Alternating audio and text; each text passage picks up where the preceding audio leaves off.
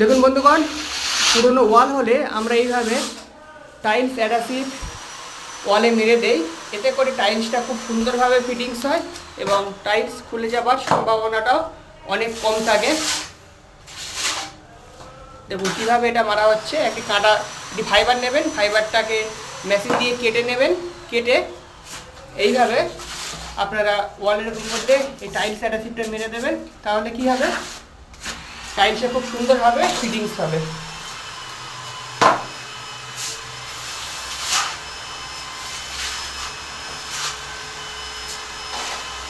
তারপরে আমরা ওয়ালে এইভাবে টাইলস লাগিয়ে দেবো।